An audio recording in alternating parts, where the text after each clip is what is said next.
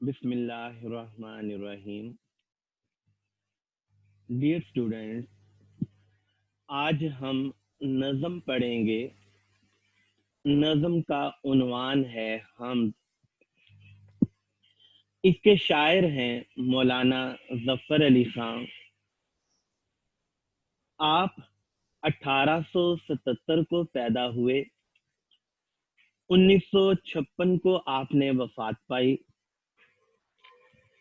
آپ کا اپنا ذاتی اخبار تھا جس کا نام زمیندار تھا.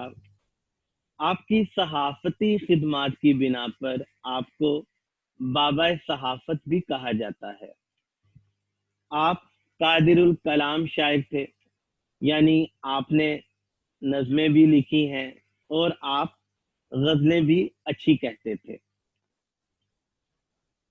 جہاں تک پیپر کا تعلق ہے، نظم کا عنوان لکھنے کا 1 نمبر ہے، شاعر کا نام لکھنے کا 1 نمبر ہے، اور اگر آپ کو 2 شعر آ جاتے ہیں یا 3 شعر آ جاتے ہیں تو ان کے 8 نمبر ہیں. 10 نمبر کی نظم کی تشریح ہوتی ہے. ایک شعر کی تشریح بیٹا آپ نے کوشش کرنی ہے کہ کم از کم 1.5 صفحے کی کریں. وقت جو ہے وہ ایک شعر کی تشریح کے لیے 8 منٹ مناسب ہیں، اور اگر 2 شعر ہیں تو آپ 16 منٹس میں تشریح کر سکتے ہیں. بہرحال آپ نظم کی تشریح کو زیادہ سے زیادہ 20 منٹ کے اندر اندر کر لیں. اب بڑھتے ہیں ہم نظم کے پہلے شعر کی طرف. پہنچتا ہے ہر ایک مہکش کے آگے دور جام اس کا. پہنچتا ہے ہر ایک مہکش کے آگے دور جام اس کا. کسی کو تشنا لب رکھتا نہیں ہے لطف عام اس کا. کسی کو تشنا لب رکھتا نہیں ہے لطف عام اس کا.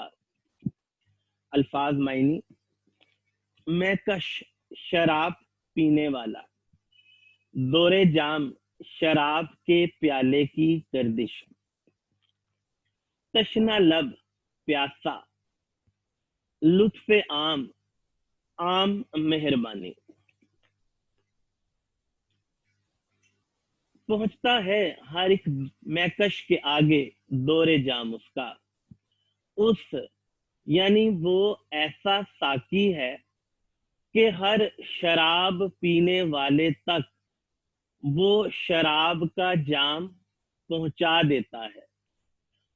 اور وہ ایسا ساقی ہے کہ وہ کسی بھی شراب پینے والے کو تشنا لب یعنی پیاسا نہیں رکھتا، اور اس کی مہربانی عام ہے، تمام شراب پینے والوں کے لیے ہے.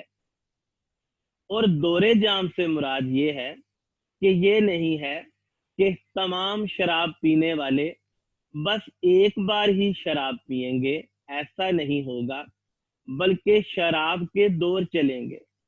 پہلے ایک بار سب کو شراب پلائی جائے گی تو یہ ایک دور ہوگا. اس کے بعد دوسری بار سب کو شراب پلائی جائے گی تو یہ دوسرا دور ہوگا، اور اسی طرح یہ دور چلتا جائے گا، اور تمام شراب پینے والوں کو شراب ملتی رہے گی. اور جو ساقی ہے، جو شراب مہیا کرنے والا ہے، جو شراب پہنچانے والا ہے، وہ سب کو بار بار شراب کے جام پلائے گا، اور کسی کو بھی وہ پیاسا یعنی محروم نہیں رکھے گا. اس شعر میں شاعر مولانا ظفر علی خان نے علامتی انداز اختیار کیا ہے. میں کش کے مراد تمام مخلوقات ہیں. دور جام سے مراد رزق ہے، نعمتیں ہیں.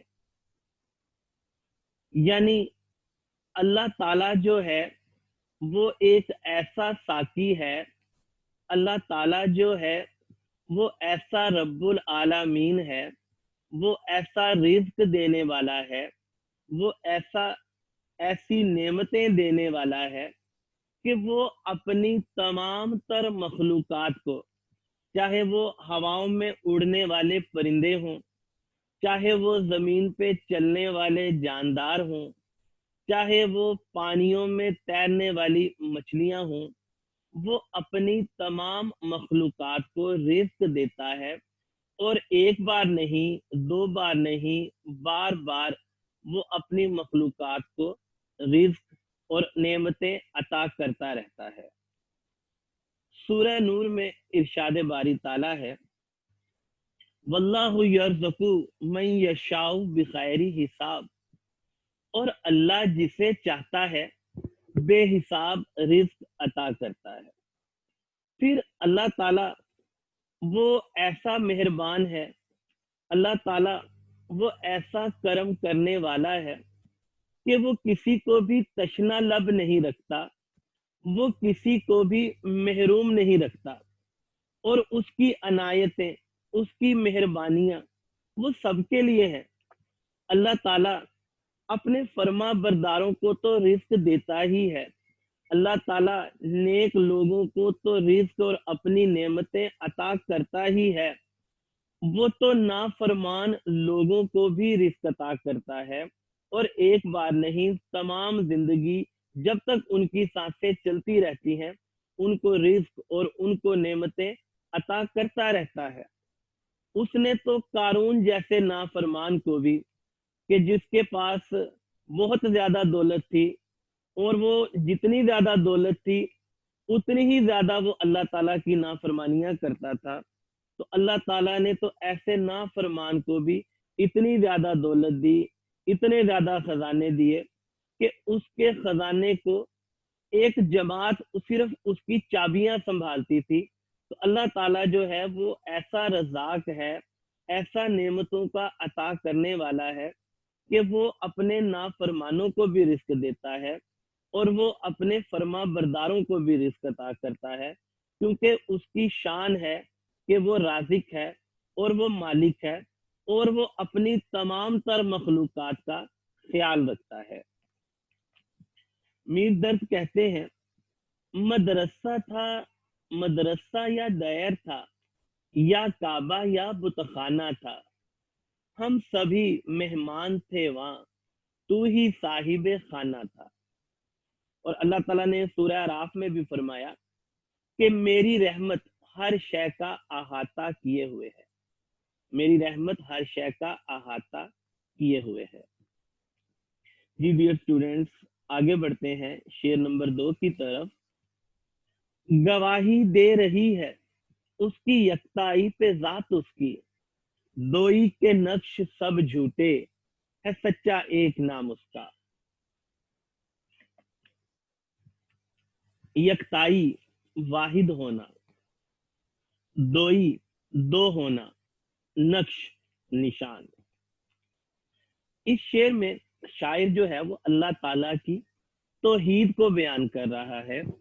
توحید یعنی اللہ ایک ہے، تو اللہ تعالیٰ جو ہے وہ اپنی ذات کے اعتبار سے واحد ہے، جیسا کہ سورہ اخلاص میں بھی کہا گیا کہ کہہ دیجئے وہ اللہ ایک ہے، اللہ بے نیاز ہے، نہ اس کی کوئی اولاد ہے، نہ وہ کسی کی اولاد ہے، اور کوئی اس کی برابری کرنے والا نہیں ہے۔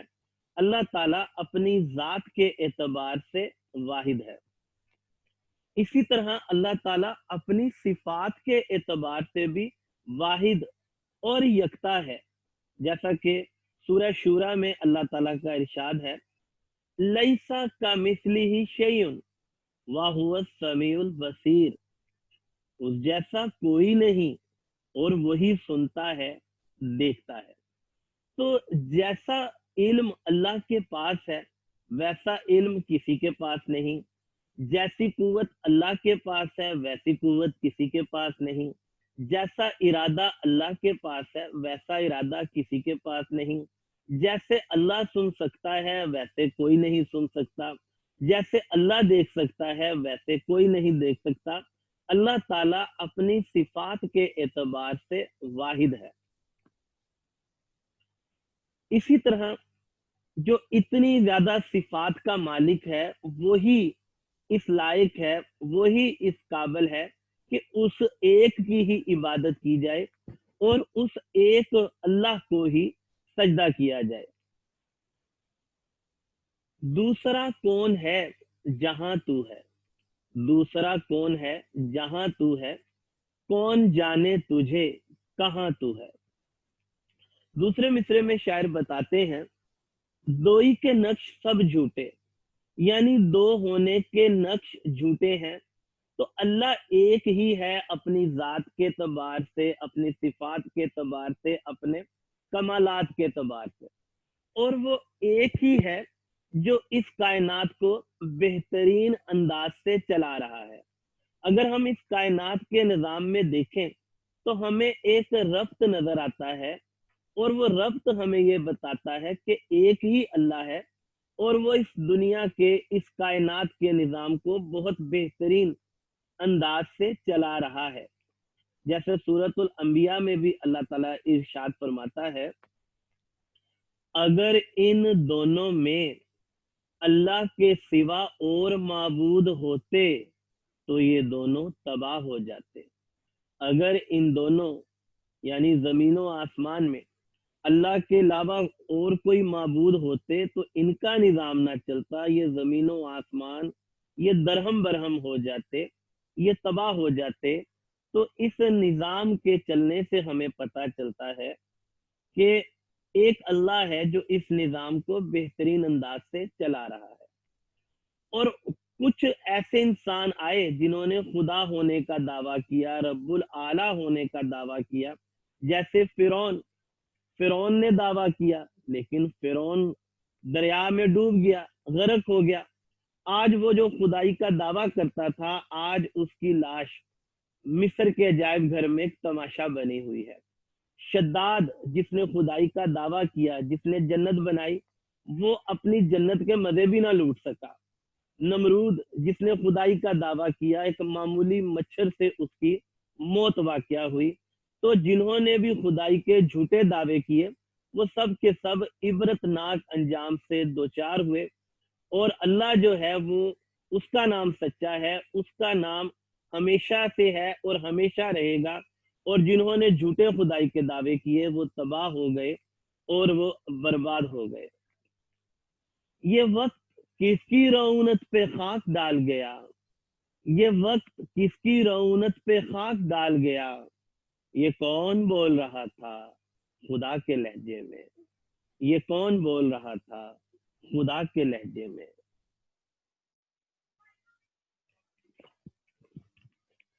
جی، ہر ایک ذرہ فضا کا داستاں اس کی سناتا ہے، ہر ایک جھونکا ہوا کا آ کے دیتا ہے پیام اس کا۔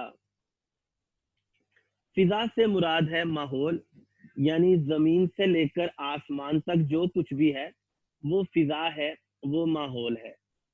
داستان، قصہ، جھونکا، وہ جو ہوا کا ریلا چلتا ہے اسے جھونکا کہتے ہیں۔ تو اس شعر میں شاعر جو ہے اس نے اللہ تعالیٰ کی تخلیق کو بیان کیا ہے کہ اللہ تعالیٰ ہے، اس نے آسمان بنائے، اللہ تعالیٰ ہے، اس نے زمین کا فرش بچھایا، اللہ تعالیٰ نے زمین پر بلند و بالا پہاڑوں کو گاڑ دیا، اللہ تعالیٰ ہے، اس نے خوبصورت باغات کو بنایا، وہی خالق کائنات ہے، اس نے اس کائنات کو تخلیق کیا، وہی مصور کائنات ہے، اس نے اس کائنات میں رنگ بھرے، اس نے اس کائنات کو خوبصورت بنایا۔ اب اس کائنات کا ہر ذرہ، چھوٹے سے چھوٹے ذرہ جو ہے وہ اس کی کاریگری، اس کی ہنر مندی کی داستان سناتا ہے اور اس کی تعریف کرتا ہے۔ سورہ آل عمران میں اللہ تعالیٰ ارشاد فرماتا ہے کہ بے شک آسمانوں اور زمین کی پیدائش اور رات اور دن کے بدل بدل کے آنے میں اہل عقل کے لیے نشانیاں ہیں۔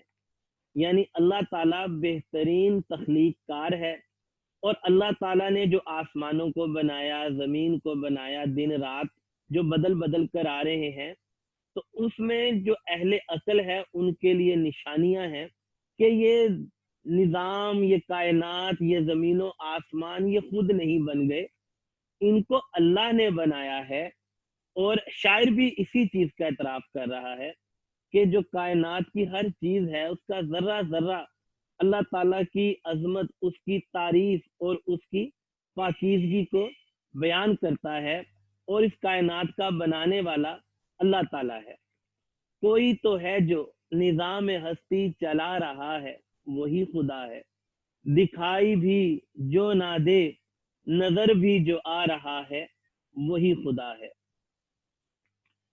تو اللہ تعالیٰ کی تعریف کرتا ہے، داستان سناتا ہے، اس کائنات کا ذرہ ذرہ اس کی حمد و ثنا اور اس کی پاکیزگی بیان کرتا ہے۔ جس نے اس کو بنایا، جس نے اس کو تخلیق کیا، ہر ذرہ اللہ تعالیٰ کی حمد و ثنا اور اس کی پاکیزگی کو بیان کرتا ہے۔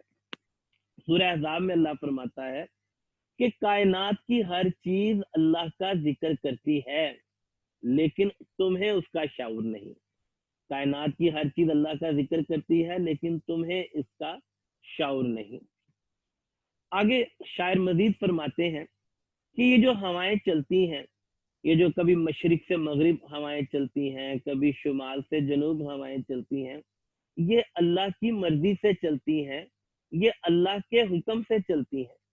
یہ جب ہوائیں چلتی ہیں تو تمام مخلوقات کو اس سے تازگی ملتی ہے۔ یہ ہوائیں چلتی ہیں تو اس سے موسم بنتے ہیں، اور ان ہواؤں کے چلنے سے اس دنیا کا نظام بہت خوبصورت انداز سے چل رہا ہے۔ اب یہ جو ہواؤں کے جھونکے چلتے ہیں، یہ ہواؤں کے جھونکے بھی یہی پیغام دیتے ہیں کہ ہمیں بنانے والا کوئی ہے، اور اس کی ذات بڑی کمال ہے، اور وہ بہت زیادہ خوبیوں کا، بہت زیادہ طاقتوں کا مالک ہے۔ تو ہر جھونکا جو ہے وہ بھی اللہ تعالیٰ کی عظمت اور اس کی کبریائی کا اعلان کرتا ہے۔ آفاق میں پھیلے گی کب تک نہ مہک تیری، آفاق میں پھیلے گی کب تک نہ مہک تیری، گھر گھر لیے پھرتی ہے پیغام صبا تیرا، گھر گھر لیے پھرتی ہے پیغام صبا تیرا۔